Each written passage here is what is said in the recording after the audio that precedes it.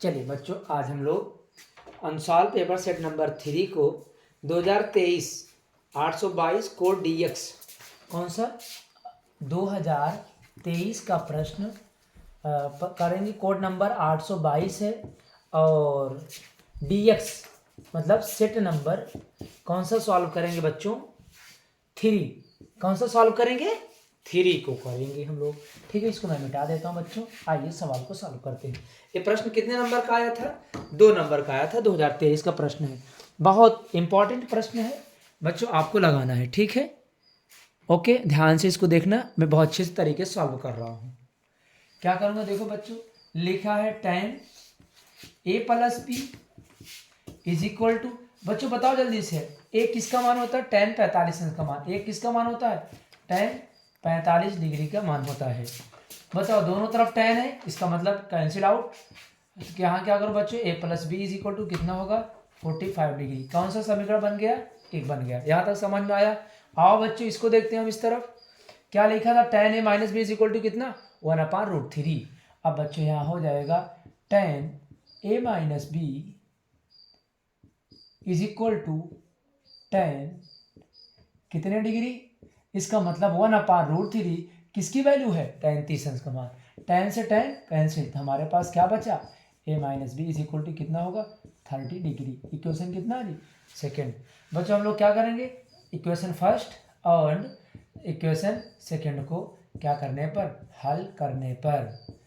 इनको हल कर लेंगे, आंसर आ जाएगा। इतना आसान क्वेश्चन, 2 नंबर का प्रश्न था। क्या लिखेंगे? A plus B is equal to 45 degree, A minus B is equal to 30 degree. हम लोग दोनों काट देंगे, कट जाता है बच्चों। 2a इज इक्वल टू हो जाएगा 75। इसका मतलब ए इज इक्वल टू कितना आ गया बच्चों? 37.5 डिग्री। अब बताओ ए का मान इक्वेशन फर्स्ट में रखने पर, यहाँ मैं लिख देता हूँ ए का मान समीकरण 1 में रखने पर। क्या लिखेंगे? 1 में रखने पर। अब बच्चों बताओ, कितना आसान क्वेश्चन है। कैसे करोगे? बहुत आसान प्रश्न है जी। अब ए की वैल्यू यहाँ रख देंगे तो हो जाएगा कितना जी? 37.5 डिग्री। उसके बाद जो होता है बच्चों plus B is equal to कितना? 45। अब बच्चों उधर ट्रांसफर कर देंगे, माइनस हो जाएगा 45 माइनस 37.5। इसको बच्चों माइनस कर देंगे, कितना आ जाएगा? जब माइनस करोगे तो लगभग कितना आ जाएगा? 7.5 डिग्री आंसर होगा। ए की वैल्यू आया आपका कितना? 37.5 डिग्री, मतलब 37.5 डिग्री। और बी की वैल्यू कितना आया बच्चों? आपका आ गया है 7.5 डिग्री। यही आपका आंसर था। क्या आपको स्पष्ट दिखाई दे रहा है? बच्चों को इसको जूम करके अच्छे से समझ लेंगे। मैं आपको 2023 के 7 मॉडल पेपर बहुत एग्ज़ाम से पहले सारे क्वेश्चन आपको मैं इस अपने चैनल पर वीडियो अपलोड कर देंगे। सारे बच्चे सारे क्वेश्चन आप देख लेंगे। ठीक है, ओके, इसको आप जूम कर लेना, अच्छे से क्वालिटी बना करके देख लेना। थैंक यू, धन्यवाद। चलिए, एक इसके बाद अगला क्वेश्चन है आपका खंड बा का ही प्रश्न है। तीसरा प्रश्न है सी। तो बच्चों देख लीजिए, इसको भी आपको बता रहे हैं। क्या लिखा है? 2 घनों में जिनमें प्रत्येक का आयतन 64 सेंटीमीटर है, वे संलग्न फलकों को मिलाकर एक घनाभ बनाया जाता है। प्राप्त घनाभ का वक्रपृष्ठीय क्षेत्रफल ज्ञात कीजिए। ठीक है, ये बहुत आसान प्रश्न है। आओ बच्चों हम लोग देखते हैं कैसे इसको लगाया जाता है। एक काम करते हैं बच्चों, इसको मिटा देते हैं और आपको फिर क्वेश्चन को बताया जाता है। ठीक है, इसको अच्छे से क्वेश्चन को आप पढ़ लेंगे। देखिए, प्रश्न में आपके दिया गया था बच्चों कि हमारे पास एक घन है जिसके पास जो है कितना दिया गया था आपका बच्चों? प्रश्न दिया 64 सेंटीमीटर। अब बताइए, घन का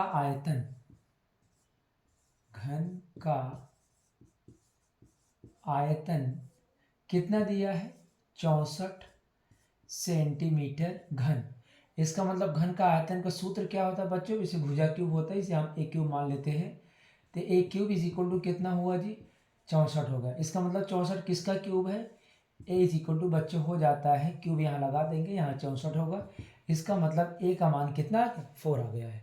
अब कहा जाता है बच्चों, देखो अच्छे प्रश्न, इस घनों को मिला करके क्या बनाता है, घनाभ बनाते हैं। देखिए ध्यान से, अगर हम इसको बना रहे हैं क्या, घनाभ, हम इसको बना दे रहे हैं घनाभ, ये बच्चों मेरा क्या बन गया, घन बन गया। कह रहे हैं इसे ही मिला करके एक घनाभ बना दीजिए। क्या बना देना है जी, एक घनाभ बना देना है।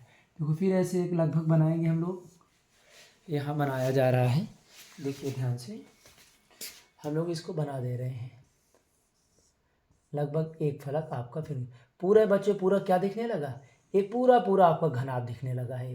तो बच्चों इसकी जो लंबाई होगी वो 4 होगा, लेकिन टोटल जो चौड़ाई होगी 4 इसका होगा, 4 इसका होगा। इन दोनों का मिला करके बच्चों कितनी हो जाएगी, इधर का मिला देंगे इधर का मिला देंगे तो कुल टोटल हो जाएगा 8। और जो इसकी ऊंचाई मानी जाएगी, ऊंचाई जो माना जाएगी वो 4 ही मानी जाएगी। अब बच्चों आराम से लिख लेंगे, इस बात को यहाँ प्रदर्शित कर देंगे। हमारा जो नया घनाभ बना है, घनाभ की लंबाई, घनाभ की लंबाई कितनी है जी, लंबाई कितनी है 4 सेंटीमीटर, और घनाभ की चौड़ाई कितनी है 8 सेंटीमीटर, ऊंचाई कितनी है जी 4 सेंटीमीटर।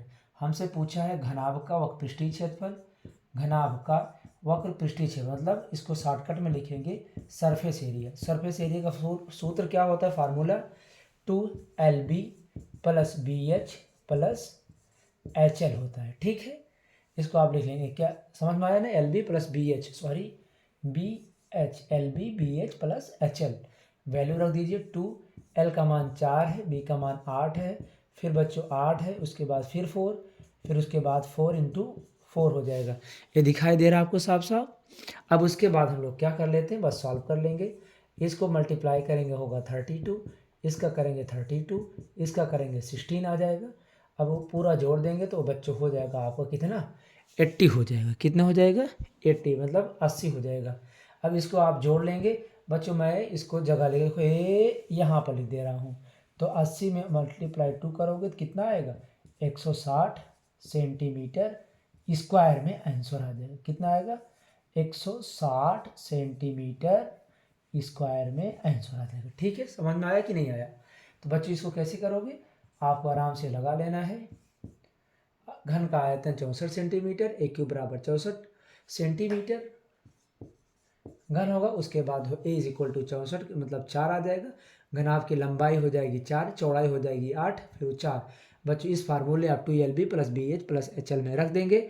उसके बाद मल्टीप्लाई करने के बाद कितना आ जाएगा, 80 सेंटीमीटर। 80 से 2 मल्टीप्लाई करें 160 सेंटीमीटर। ओके, समझ में आया, ठीक है। आप मुझे कमेंट बॉक्स में बताएंगे समझ में आया कि नहीं आया आपको।